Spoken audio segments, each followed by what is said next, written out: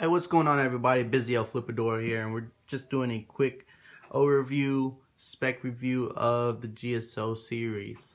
So what we have here are 3 knives from Survive Knives. The company is called Survive Knives, and these are the GSO series of knives. Survive Knives is a company invented by Guy Seifert. And if you look at GSO, GSO stands for Guy Seifert Original. And 3 knives that we have here are the GSO 4.1, the GSO 5.1, and the GSO 10.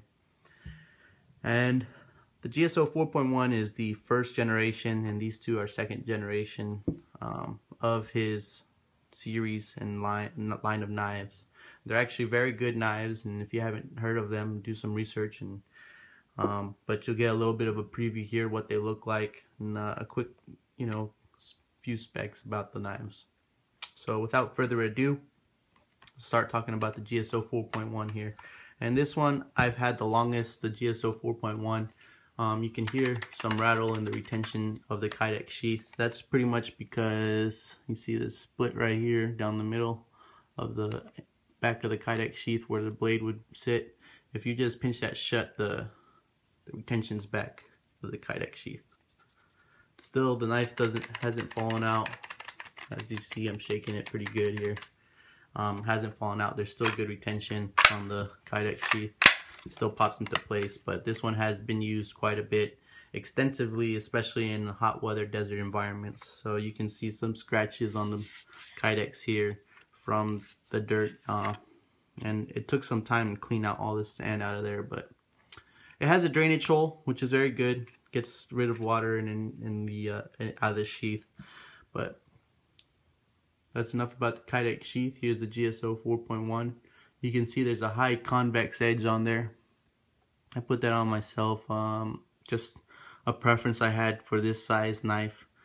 The tip is robust, very robust tip, very strong. Indicates that it can take a lot of abuse. You got some nice functional jimping on there that grips the finger very well. This is a rounded edge spine, so it's not very good at striking a ferro rod.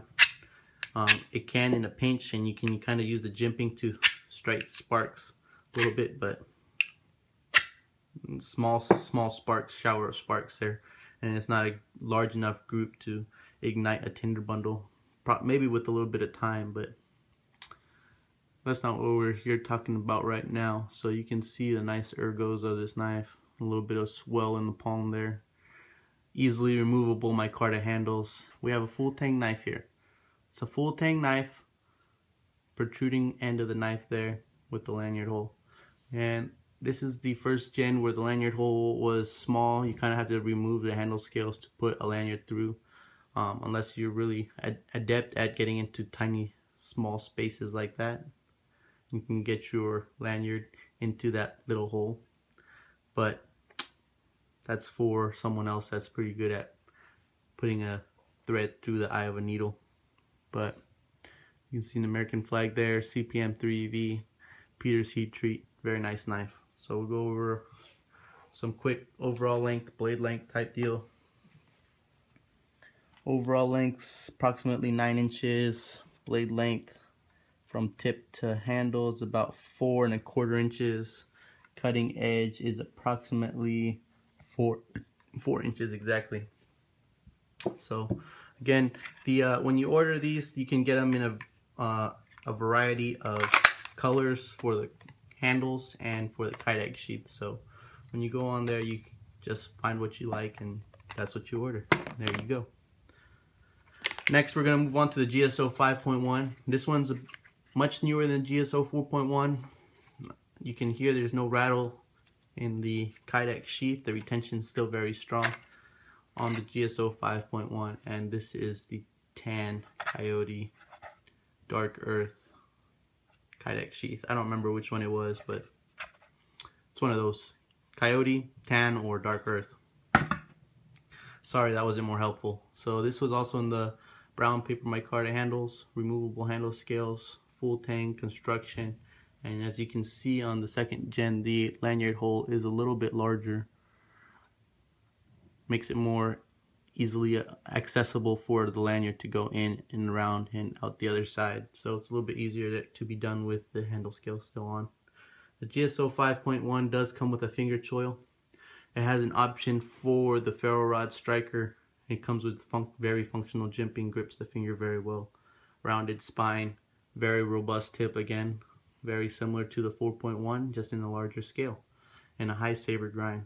So we're going to demonstrate the ferro rod notch and how it throws sparks here. Let me just get some safety material down so I'm not catching my house on fire. Sorry we're inside here, but it's just what's convenient right now. So here we go.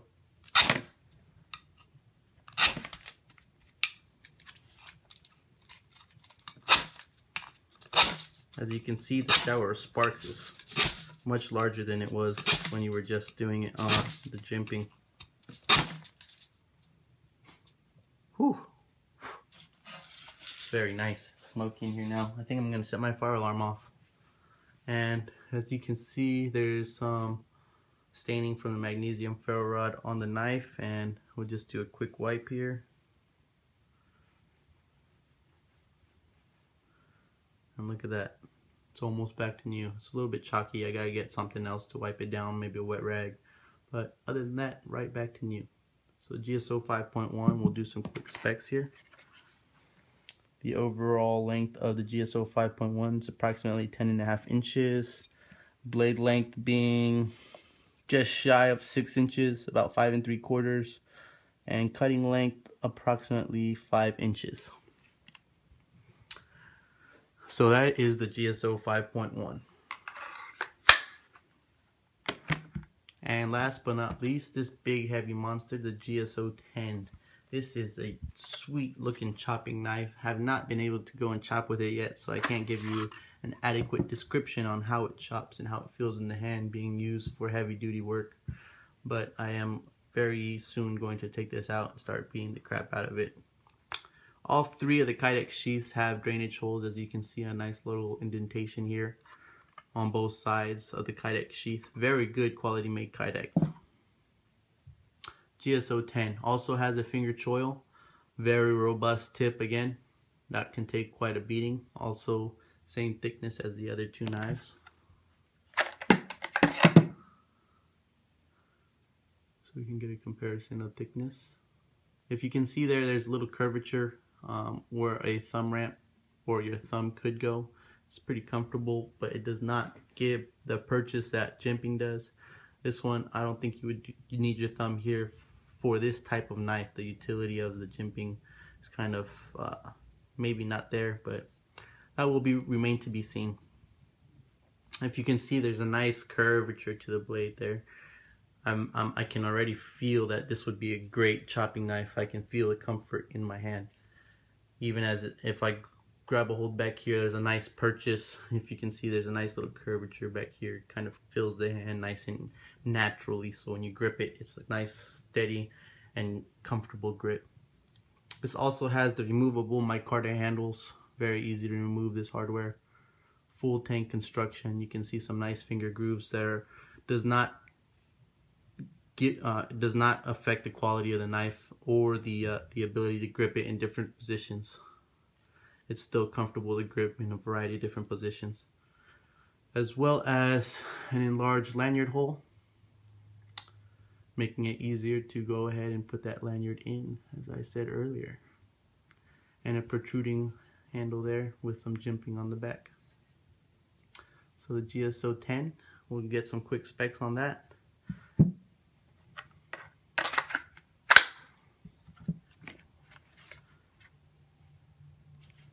GSO 10 overall length is approximately 15.5 inches. Got a blade length of approximately 10 inches and overall cutting length of approximately 9.25 I would say. Maybe a little bit less, about 9 inches. Alright, so if you guys have any questions or comments or concerns, leave them down below, and we will be talking to you later. Have a good one.